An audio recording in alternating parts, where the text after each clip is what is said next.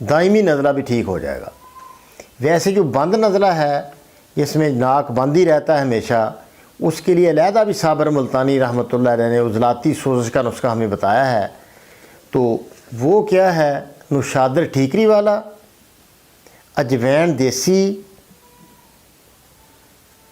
نوشا اور گندک آملہ سار، صرف 3 چیزیں ہیں۔